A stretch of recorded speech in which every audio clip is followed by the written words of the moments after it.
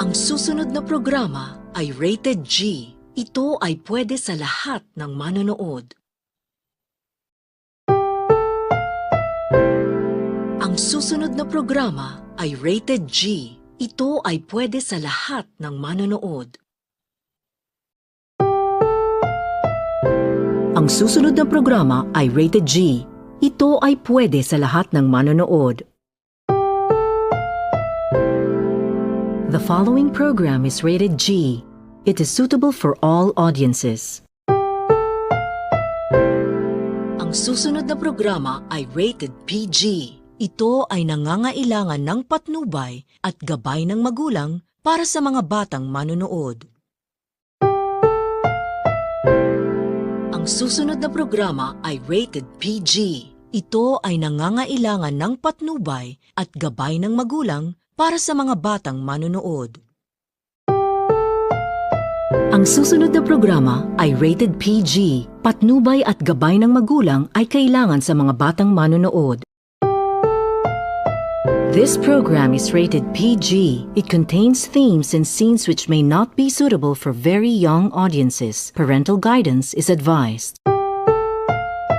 Ang susunod na programa ay rated SPG. Ito ay nangangailangan ng striktong patnubay at gabay ng magulang dahil sa mga sensitibong tema at eksena na hindi angkop sa mga bata. Ang susunod na programa ay rated SPG. Ito ay nangangailangan ng striktong patnubay at gabay ng magulang dahil sa mga sensitibong tema at eksena na hindi angkop sa mga bata. Ang susunod na programa ay rated SPG. Striktong patnubay at gabay ng magulang ay kailangan. May mga eksenang hindi bagay sa mga bata. Ang programang ito ay rated SPG. Striktong patnubay at gabay ng magulang ang kailangan. Maaaring may masiselang tema, lengguwahe, karahasan, sexual, horror o droga na hindi angkop sa mga bata. The following program is rated SPG. It contains scenes which may not be suitable for children. Strong parental guidance is advised.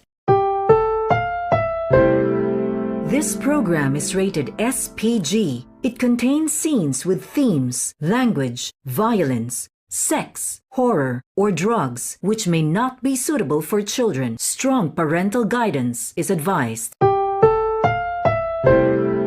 This program is rated SPG. It contains scenes with themes, language, violence, sex, horror, or drugs which may not be suitable for children. Strong parental guidance is advised.